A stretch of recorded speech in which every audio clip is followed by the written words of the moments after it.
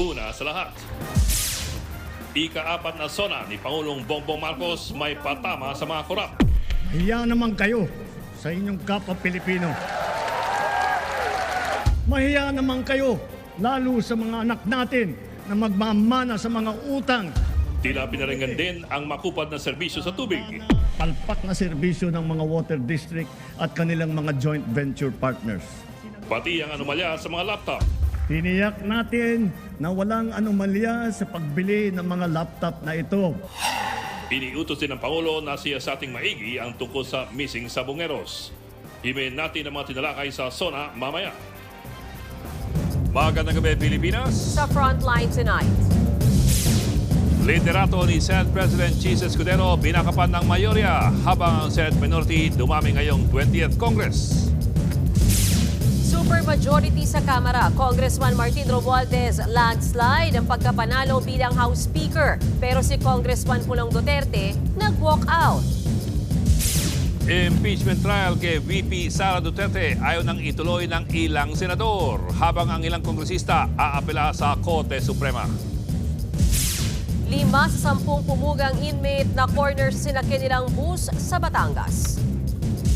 At ano kaya ang masasabi ng mga ordinaryong Pilipino sa SONA ng Pangulo? Approve ba sila o nakukulangan?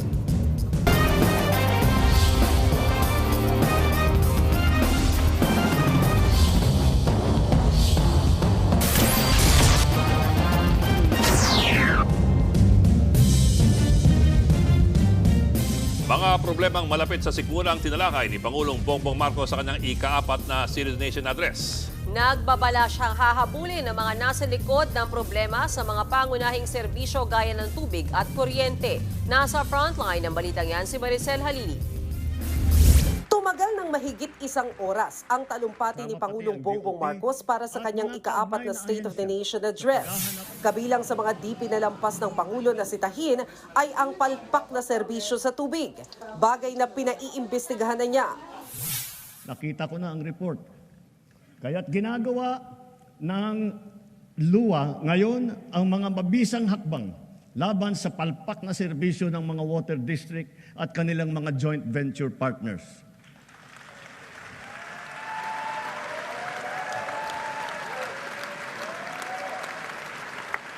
Titiyakin ng luwa na mailalagay na sa ayos ang serbisyo ng tubig ng milyong-milyong nating mga kababayan at gawin mas abot kaya naman ang presyo. Higit sa lahat, titiyakin natin mapapanagot ang mga nagpabaya at nagkulang sa mahalagang serbisyong publiko na ito.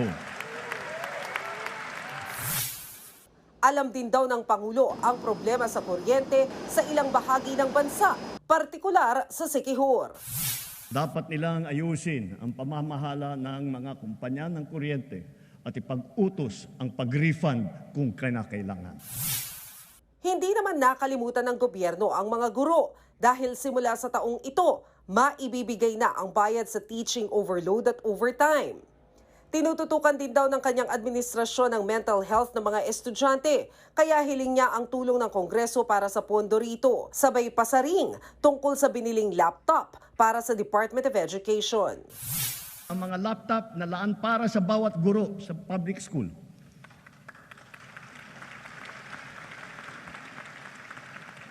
Tiniyak natin na walang anomalya sa pagbili ng mga laptop na ito. Ipinagmalaki rin ng Pangulo na kaya ang pangako niyang 20 pesos na kada kilong bigas. Napatunayan na natin na kaya na natin ang 20 pesos sa bawat kilo ng bigas nang hindi malulugi ang ating mga magsasaka. Binabalaan ko ang mga trader na magtatangkang magmanipula ng presyo ng palay o ng bigas o manloloko ng mga magsasaka. Hahabulin namin kayo. Dahil ang trato namin sa inyong ginagawa ay tinuturing naming economic sabotage. Hinikayat din niya ang mga lokal na pamahalaan para suportahan ang physical activities. Kasunod dito ay isa-isang kinilala ang mga atletang nagbigay ng karangalan sa bansa, kabilang sina Manny Pacquiao, Heidelin Diaz at Carlos Yulo. Pero hindi niya rin nakalimutang batiin si PNP Chief Nicolas Torre matapos manalo by default sa boxing match nila ni Acting Mayor Baste Duterte. Sama na rin natin yung bago nating kampiyon, si PNP Chief Nick Torre.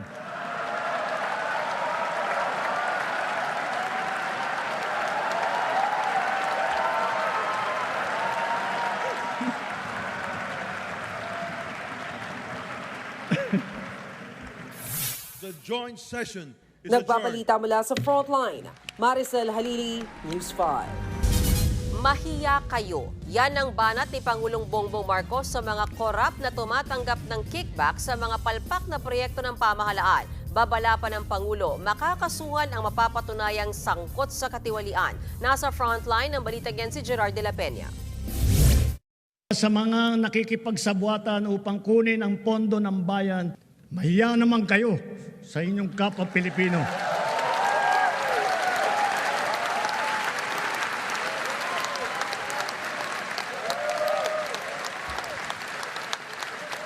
Mahiya naman kayo sa mga kabahayan nating naanod o nalubog sa mga pagbaha. Ito ang mabigat na patama ni Pangulong Bongbong Marcos sa mga aniyay kumukulimbat sa pondo ng mga flood control project. Halata raw kasing palpak ang karamihan ng mga proyekto kontra pagbaha kasunod ng pananalasa ng Bagyong Krising, Emong at ng Habagat.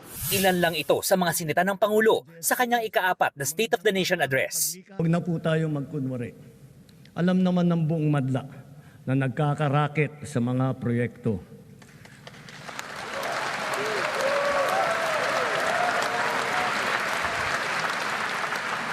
Mga kickback.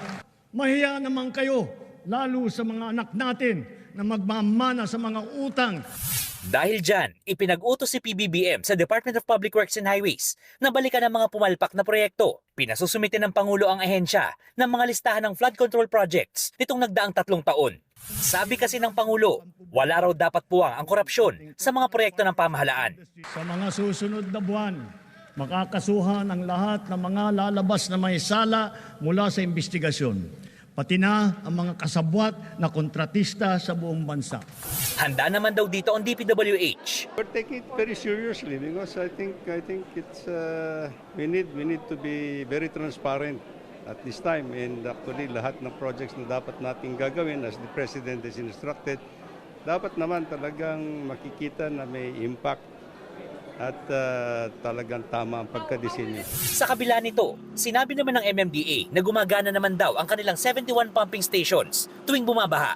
Sabi niya ipagpatuloy lang at i-improve pa yung mga projects na nagmi-mitigate ng epekto ng pagbaha. Nangako rin ng Pangulo na tatapusin sa kanyang termino ang rehabilitasyon ng Guadalupe Bridge. Hindi ko papayagan tumawid pa ito sa susunod na administrasyon. Kaligtasan na ng publiko ang nakataya. Hindi po isasara ang Guadalupe Bridge. Gagawa muna tayo ng detour bridge sa magkabilang gilid bilang pansamantalaang daanan. Kapag nagawa na at nabuksan na ang detour bridge na ito, doon pa lamang sisimulan ang trabaho sa main bridge. Sa gitna naman ng pagsugpo ng katiwalian sa mga proyekto, nanindigan si Pangulong Marcos na hindi niya pipirmahan ang 2026 national budget kung taliwas ito sa plano ng pamahalaan. I am willing to do this even if we end up with a reenacted budget. Hindi ko aaprubahan ang kahit anong budget na hindi alinsunod sa plano ng gobyerno para sa sambayanang Pilipino. Nagbabalita mula sa Frontline, Gerard de la Peña, News 5. Matapos pagbantaan ng Pangulo ang mga nangungurakot sa mga proyekto ng gobyerno, lalo na po sa flood control, may pahapyaw naman ang Pangulo sa mga nag-aapruba ng budget ng gobyerno. For the 2026 national budget, I will return any proposed general appropriations bill that is not fully aligned with the national expenditure program.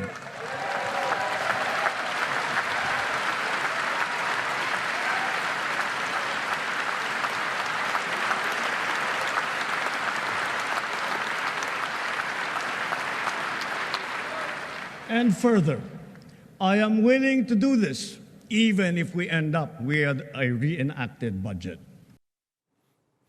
At palakpakan naman ng mga congressman at mga senador. Hindi mo tuloy maintindihan kung alam nila na sila mismo ang pinariringgan ng Pangulo.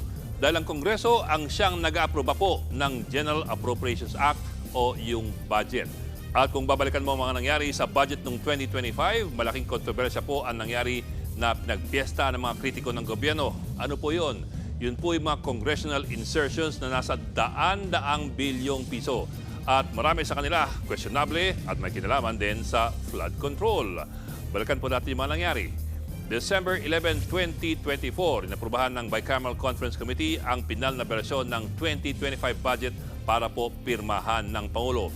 Pero mismo ang Pangulo ayaw pirmahan ng aprobadong budget. Sa halip, nagdesisyon siyang reviewin muli ang budget dahil sa dami ng mga binago ng Kongreso. Bakit? Ito po ang sample lamang. Sa BICAM, ito po ang mga pinatong na budget ng mga congressman at senador. Ang DPWH, dinagdagan ng budget ng 288 billion pesos dahil po sa dami ng mga in-insert na proyekto. Sa unang pagkakataon, ang budget ng DPWH umabot ng higit 1 trilyong piso para po sa 6 trillion peso budget yan. Ang ayuda program na kung tawagan ay AKAP, biglang pinondohan ng halagang 26 billion pesos. Ang Kongreso, dinagdagan ng budget ng 17 billion pesos. Ang Malacanang, 5.4 billion. At siyempre, kung magdaragdag ka sa isang panig, magbabawas ka naman sa kabilang panig. Ang mga binawasan ng BICAM, 95 billion mula sa DSWD, 74 billion sa PhilHealth, 27 billion sa CHED, 25 billion sa DOH at 20 billion naman sa Department of Agriculture. Akala mo tuloy, hindi mahalaga ang mga ahensyang ito. Zoom in tayo po ulit sa DPWH kung saan sobrang galante ang mga senador at mga congressmen. 288 billion pesos po dinagdag ng BICAM sa departamentong yan na wala sa mga plano ng DPWH o ng Malacanang. Ano tuloy ang ginawa ng Malacanang? Disyembre 30, pinirmahan ni Pangulong Marcos ang 2025 General Appropriations Act. Pero meron siyang dalawang vinito ng mga probisyon na nagkakalaga ng 194 billion pesos. Ano po mga binito na yan na pinagdudahan ng Malacanang? Meron pong halos 170 billion pesos na unprogrammed appropriations at 75 flood control projects na nagkakahalaga ng 26 billion pesos. Kasama po riyan ng mga sumusunod, flood control, drainage, septage and sewerage, water impounding at rainwater collection. So, nung nakaraang taon pa lamang, mainit na po ang mata ng Malacanang sa mga flood control projects na tila biglang pinapasok ng mga congressman at mga senador. Ayon sa Pangulo, hindi raw ito tumutugma sa mga plano ng kanyang administrasyon. Ngayon, mayroon bang dahilan kung bakit may pagdududa ang Malacanang sa mga proyektong ito? Yan po ang abangan natin sa pag natuloy na po ang investigasyon na pinapangako ng Pangulong Marcos. Nangako rin si Pangulong Bongbong Marcos na wala na raw babayaran ng mga pasyente sa mga pampublikong ospital. Gobyerno na raw ang bahalang magbayad ng gastusin ng mga pasyente sa ilalim ng Zero Balance Billing Program. Pinabibilis na rin daw ang proseso ng pagbabayad ng PhilHealth sa mga ospital para tiyaking maayos ang serbisyo sa mga pasyente. Tinuloy na po natin ang Zero Balance Billing. Libre po.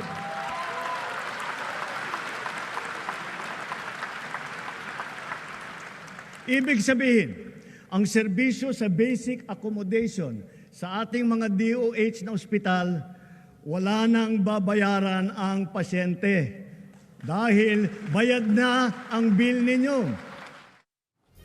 Sinabi rin ng Pangulo na ipapasok na ang ilan pang medical assistance ng gobyerno sa eGov app. Gayon din ang proseso sa pagkuha ng NBI clearance, beep card, electronic tin mula sa BIR. Marami na pag-usapan sa SONA ni PBBM at marami rin pong hindi nabanggit. Nasaan daw ang tindig ng Pangulo sa usapin ng sweldo, online gambling at confidential funds? Nasa frontline ng balitang yan, Faith Del Mundo. Incomplete ang grado ng ilang mambabatas at sektor sa ika-4 na State of the Nation address ni Pangulong Bongbong Marcos. Ang dahilan, kulang ang mga isyong tinalakay, may mga hindi nabanggit. Wala ni isang salita raw tungkol sa issue ng confidential funds ni Vice President Sara Duterte, pati na sa impeachment case nito. Nandito nga tayo sa gitna ng constitutional crisis, nandito tayo sa gitna ng economic crisis, pero walang ni isang resolusyon kung paano ito haharapin. Bukod dyan, binatikos din ng human rights group ang kapos na pagtalakay sa karapatang pantao. Partikular na ang pagbabalik ng Pilipinas sa International Criminal Court o ICC, kung saan nakakulong ngayon si dating Pangulong Rodrigo Duterte. Hindi raw sapat na naaresto si Digong. Kailangan daw may mekanismo para hindi na maulit ang pang-aabuso. Malaking usapin din ang tungkol sa online gambling. Hindi rin yan nabanggit ng Pangulo. Kaya nakulangan sina Senator Joel Villanueva at Senator Risa Ontiveros. Jubitin, actually surprisingly ordinary para sa SONA na right after ng midterm elections. I have to say it's become a national crisis. It is worse than Pogo. I wish may announcement about it. And I'm also wishing for the total ban ng online gambling. Isa pang hindi nabanggit ni PBBM ay ang panawagang umento sa sahod sa gitna ng pagmahal ng mga bilihin. Pagpapakita raw yan na tila maalat siya sa dagdag sahod. No, gayong kapos na kapos ang sweldo, malinaw na barya ito. No? So isang glaring na talagang mukhang ayaw ng presidente at ng Malacanang sa pagtaas ng sahod. Sa 3 taon pa ng panunungkulan ng Pangulo, nananawagan ng iba't ibang sektor na hindi lang basta't ulat, kundi tunay na pagbabago ang kailangan ng bayan. Tayo ang bagong Pilipino. Nagbabalita mula sa Frontline, Faith Del Mundo, News 5. Walang pagbabago sa liderato ng Senado sa pagbubukas ng 20th Congress. Matapos ang botohan, inisnab ng ilang miyembro ng Duterte Bloc ang sora ng Pangulo. Narito ang aking report. I, Francis Cheese G. Escudero, having been elected to the position of Senate President. Si Senator Cheese Escudero pa rin ang leader ng Senado sa pagbubukas ng 20th Congress. Ninominate siya ni Senator Joel Villanueva. Sa gitna raw ng mga pagsubok, nanatiling matatag si Escudero, lalo na sa isyu ng impeachment. Sa inilabas po na desisyon ng Korte Suprema tungkol sa impeachment, ang tanong, Ginoong Pangulo, hindi pa po ba klaro na tama ang landas kung saan dinala ni Senator Escudero ang buong Senado? Napanatili natin ang moral high ground ng Senado. 19 na senador ang bumoto para manatiling Senate President si Escudero, kabilang dyan ang Duterte Bloc. Si Senador Bato de la Rosa aminado na nung una na hindi 100% na sumusuporta kay Escudero. Pero nakita raw niya nitong mga nakaraang buwan kung paano protektahan ni Senator Cheese ang Senado. It is no longer an act of defeat or surrender. Instead, it is one of conviction. We are making the right decision. The shield-bearer leader with a heart is the right choice. Kabilang sa mga bumoto kay Escudero sina Senador Bam Aquino at Kiko Pangilinan na sumali na rin sa majority. Habang si Senator Risa Hontiveros naman ay nanatili sa minority bloc. Makakasama niya roon si dating Senate President Mig Zubiri na siyang nag-nominate kay Senator Tito Soto bilang Senate President. Tried and tested na raw si Soto. Tradisyon sa Senado na kung sino ang hindi mananalo sa labanan sa pagka-Senate President ang siyang tatayong leader ng minorya. Bagay na tanggap naman daw ni Senator Tito Soto. Nakakuha siya ng 5 boto at may 5 miyembro din sa ngayon ang minority bloc. Bukod kay Senator Soto, kasama rin niya sila Senators Mig Zubiri, Ping Lacson, Noren Legarda at Risa Hontiveros.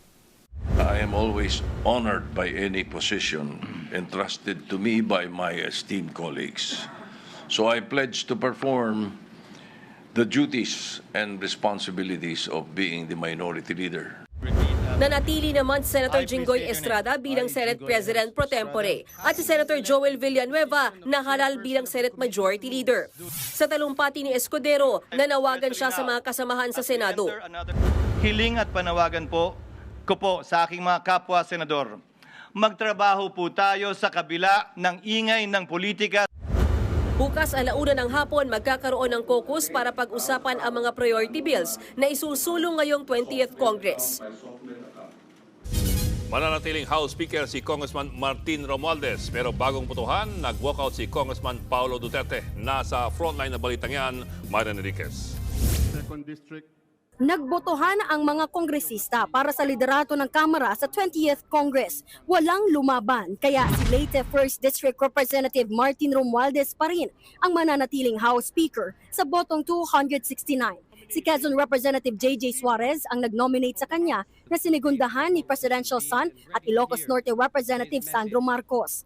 Nag-abstain o hindi bumoto sina Navotas Representative Toby Chanco at Cebu 5th District Representative Juke Frasco. Pati ang napaulat na kalaban ni Romualdez sa pagka-speaker na si Bacolod Lone District Representative Albi Benitez, nag-abstain din.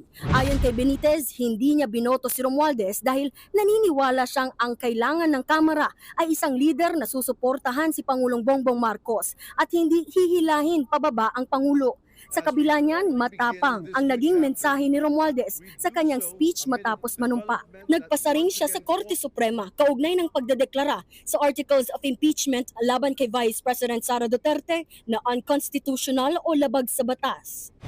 The court may close a case, but it cannot close a cause. The pursuit of accountability is not a moment.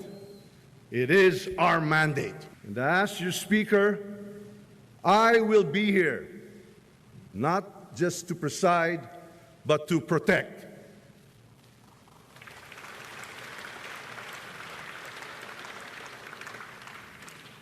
Hindi ko kayo iiwan sa gitna ng unos. Sisiguraduhin kong walang bubong ang babagsak, walang pader, magigiba, at walang miyembro ang mapapabayaan.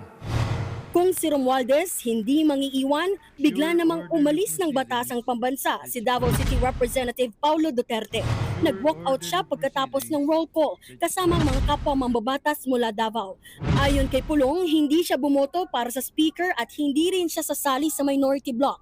Ayaw daw niyang maging bahagi ng tinawag niyang political circus na nakalimutan na kung sino ang dapat pagsaserbisyuhan, ang taong bayan.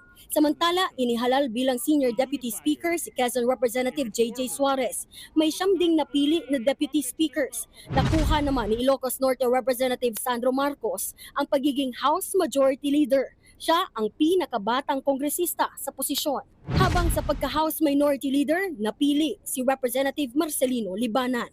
Nagbabalita mula sa Frontline, Marian Enriquez. News 5.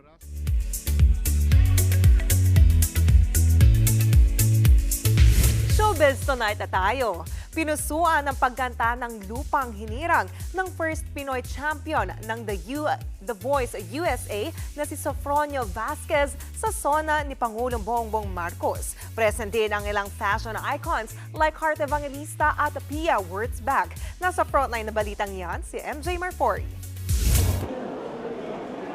Kahit walang red carpet ngayong taon, present ang mga Fashion Week icons. First up, si Heart Evangelista in her recent signature no foundation look.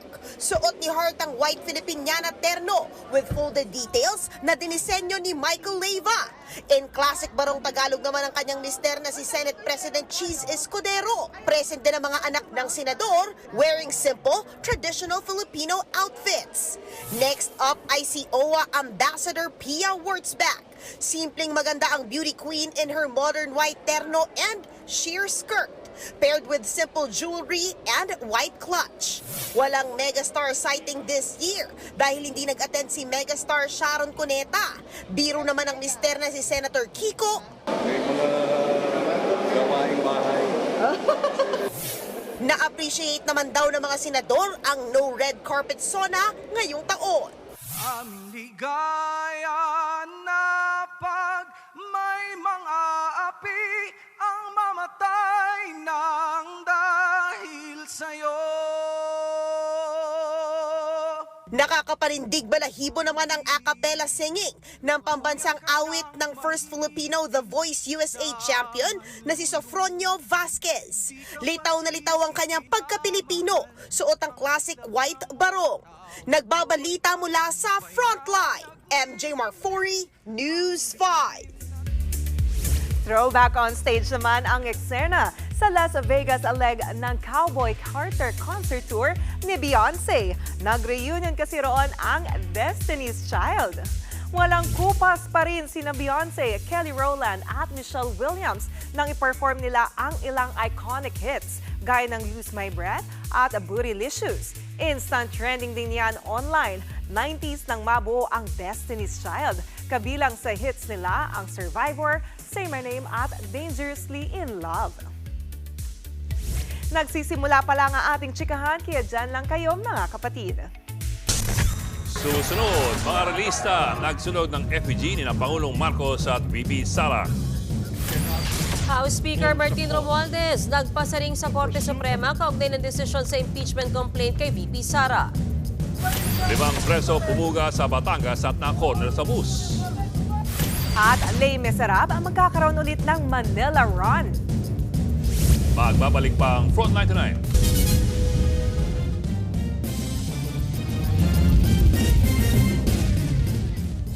Mga kapatid, Ed Lingaw po, maging maalam at may pakialam sa mga napapanahong balita sa ating bansa.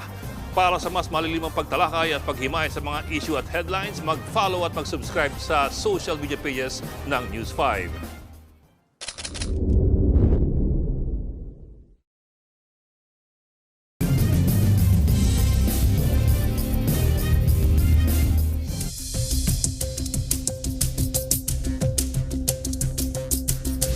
Taon-taon tuwing inihahatid ang State of the Nation Address, sinasabayan ito ng kaliwat kanang kilos protesta.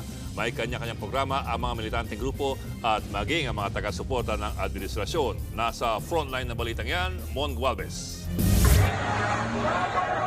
Sinunog ng mga ralista, mga effigy ni na Pangulong Bongbong Marcos at Vice President Sara Duterte sa Elliptical Road sa Quezon City. Idinadaing ng grupo ang pagiging sunod-sunuran umano ni Pangulong Marcos sa Amerika at ang issue ni VP Sara sa confidential funds. Ang grupo ng mga manggagawa, magsasaka at mangingisda, sinunog ang isa pang effigy ni PBBM sa harap ng Department of Agrarian Reform. Agad diyang inapula ng mga bumbero. Daan-daang ralista naman ang nagmarcha sa kahabaan ng Commonwealth Avenue sa Quezon City. Hindi nagpatinag ang mga grupo kahit pabumuhos ang malakas na ulan at sinabayan pa nila ito ng malalakas na sigaw.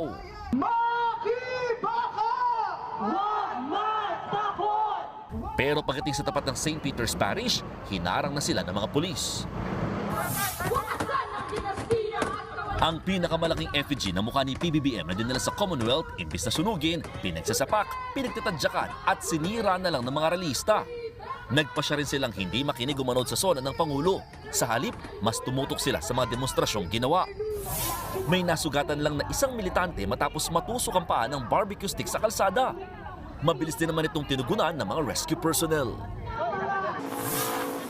Nagsagawa rin ng pagkilo sa mga grupong sumusuporta sa administrasyon. Kahit umuulan, nagtipon-tipon na sila sa Sandigan Bayan sa kahabaan ng Commonwealth Avenue. Karamihan sa kanila nakapula bilang suporta. Meron pang mga naka-costume. Sinubaybayan nila ang sona sa kanilang gadgets. Perfect score na 10 out of 10 ang rating nila sa Pangulo sa nakaraang 3 taon. Sa kabila nito, may mga panawagan sila gaya ng pagtugon sa taas presyo ng mga bilihin at dagdag sahod ng mga manggagawa. May mga kilos protesta rin sa Cebu City kung saan bahagya pang nagkatensyon ng mga ralista at mga pulis. Mula sa Osmeña Circle, nagmarcha papuntang Police Regional Office Central Visayas ang mga miyembro ng bagong Alyansang Makabayan o Bayan Central Visayas. Pagdating sa kampo, idinikit nila ang mga bitbit na placard sa gate. Agad naman silang sinita ng mga pulis at pinatanggal ang mga placard. Sumunod dyan ang mga ralista pero hindi natinag ang programa ng grupo. Bitbit ng grupo ang kanilang props na red at green gloves at punching bag.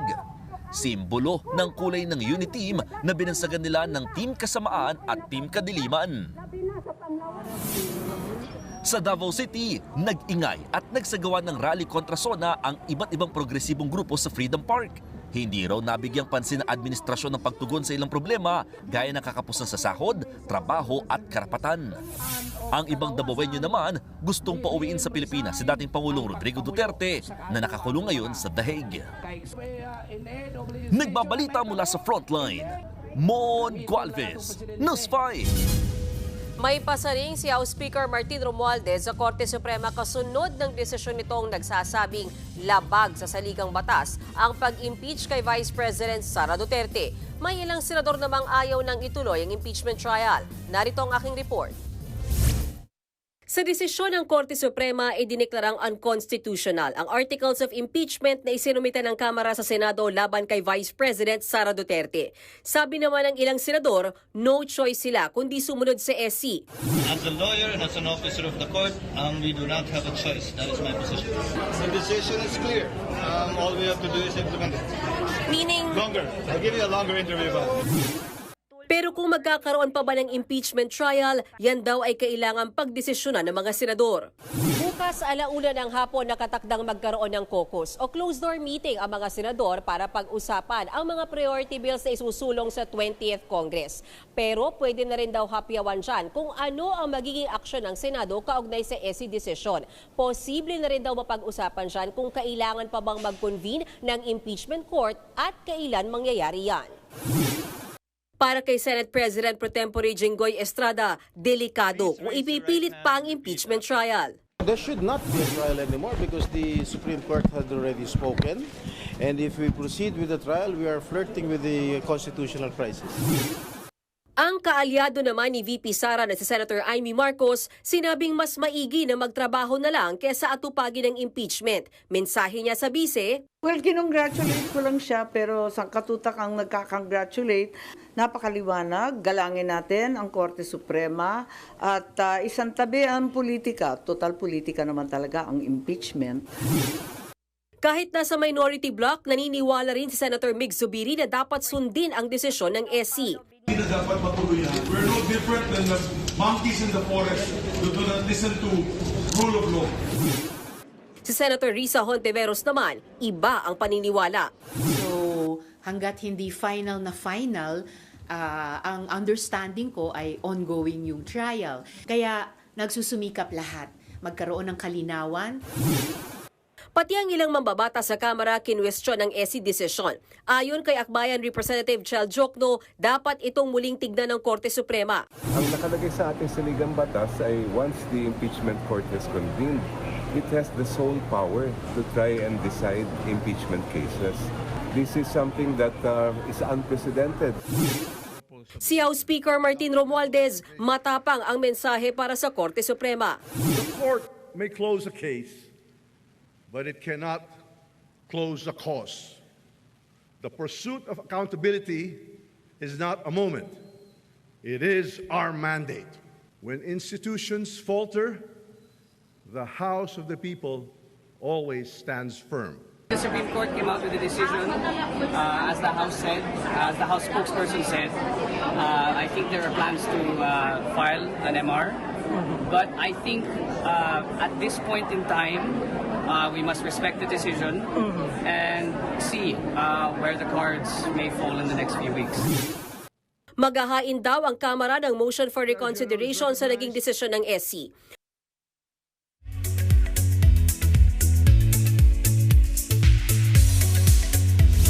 Alex Gonzaga meets Alex Gonzaga.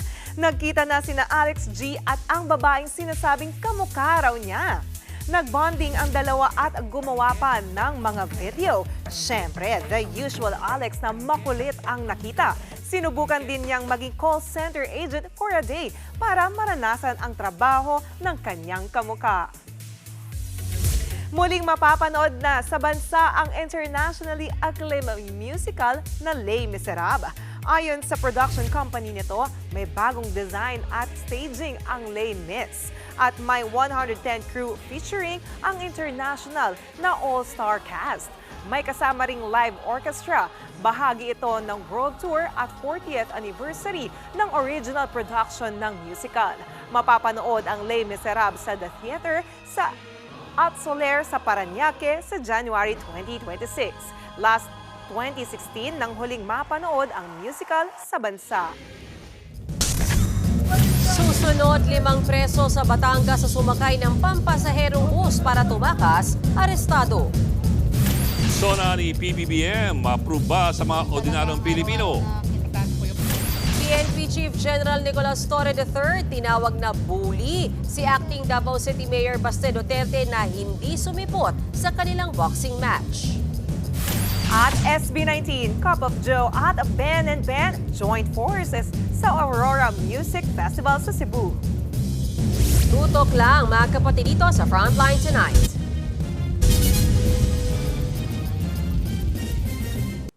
Mga kapatid, Mean Los Baños po, huwag magpahuli sa mga balita at impormasyong dapat ninyong malaman.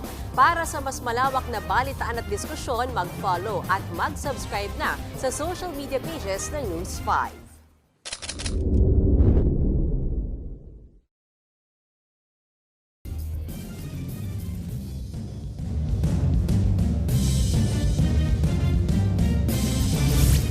Pumuga sa kulungan ang 10 preso sa Batangas. Ang 5 sa kanila na corner sa sinakyan nilang bus pa Maynila. Nasa frontline ng balita yan si Gary De Leon.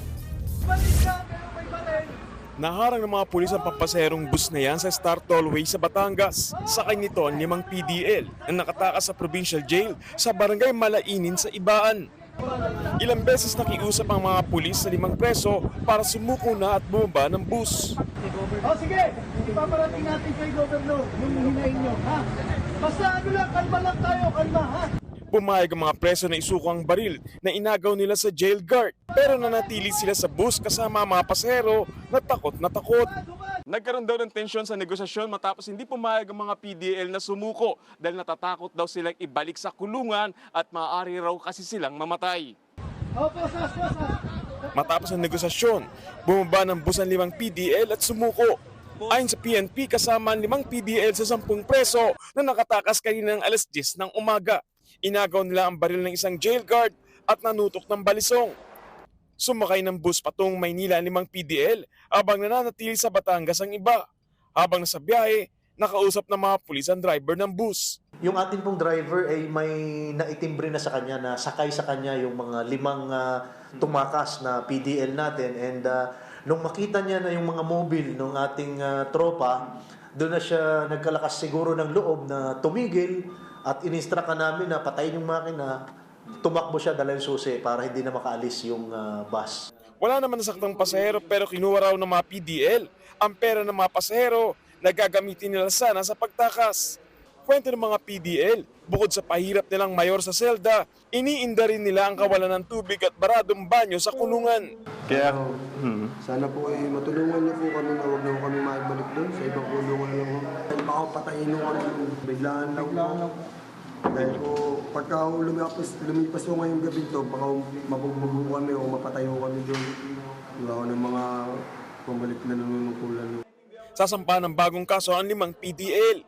Sa kabuuan, 8 na ang naaresto at patuloy ang pagtugis sa 2 pang tumakas. Nagbabalita mula sa Frontline, Gary De Leon, News 5.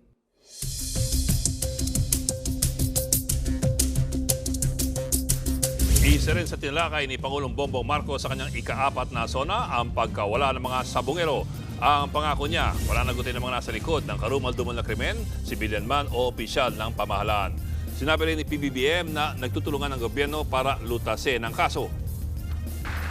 Kahit malakas, mabigat o mayaman, hindi sila mangingibabaw sa batas. Higit sa lahat, ipararamdam natin sa mga salarin ang bigat ng parusa sa karumal-dumal na krimen ng mga ito. Tiyempo sa SONA, nagtipon-tipon ng mga pamilya ng missing sabungero sa tanggapan ng Commission on Human Rights sa Quezon City para sa isang Mass for Justice. Nagsagawa rin sila ng kilos protesta bilang pakikisa sa tinawag nilang People's SONA. Naglalaban namin ay ang aming justisya para sa lahat na nawawalang sabungero. Na sana matupad na lahat ang aming hinihiling na matapos na ito at managot at magbayad kung sino man ang gumawa sa kanila ng masama. Ang hinihiling ko na po sa mahal na Presidente, sana naman bigyan niya kami ng pansin. Dahil matagal na po kami lumalapit sa kanya, hindi niya kami binibigyan ng pansin. Samot-saring accomplishments ang ipinagmalaki ni Pangulong Marcos sa kanyang ika-4 na sona kanina. Ang tanong, kontento ba ang taong bayan sa report at performance ng Pangulo? Nasa frontline ng balitang yan si Gio Robles.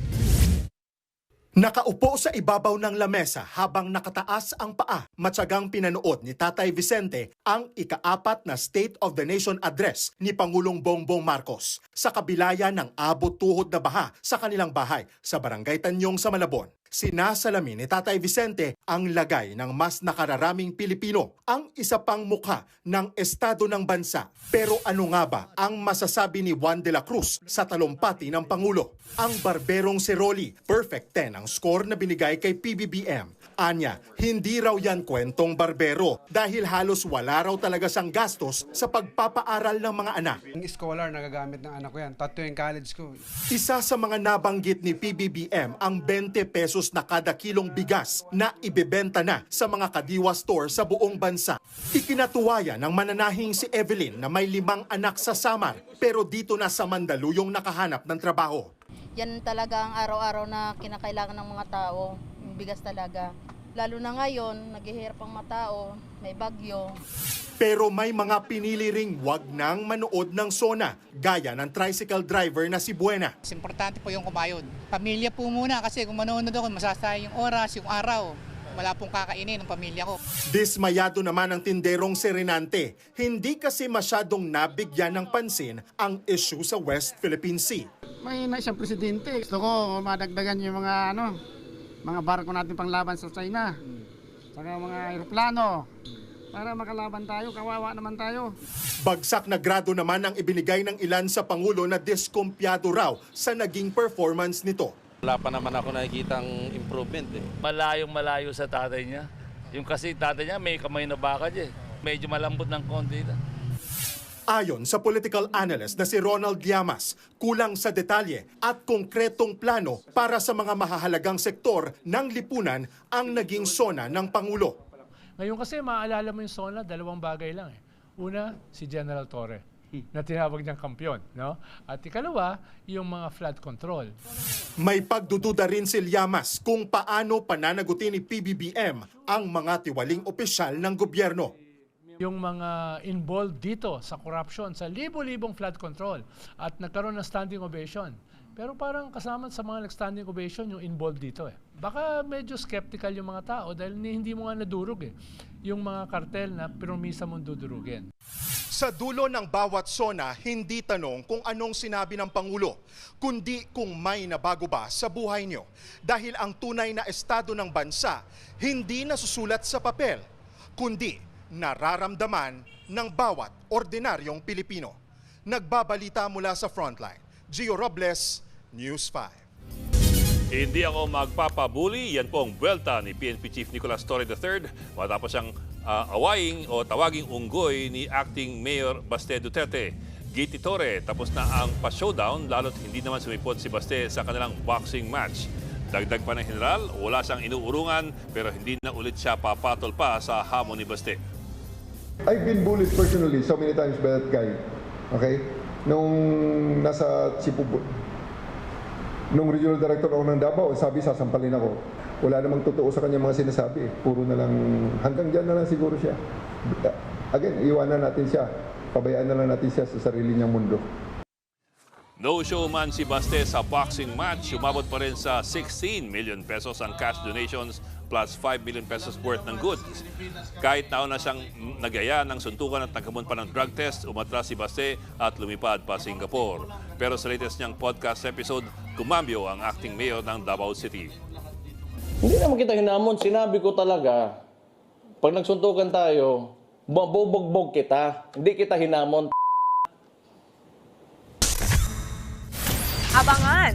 Aktor at member ng Astro na si Cha Eun-woo papasok na sa military. Tuloy-tuloy ang balitaan dito sa Frontline Tonight.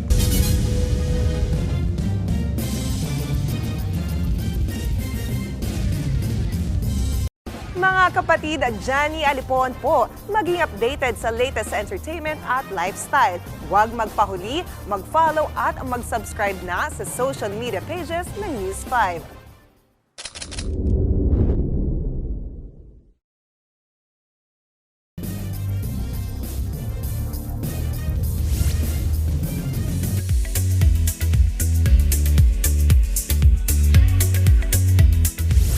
Pumasok na sa military ang K-pop star na si Cha Eun-woo.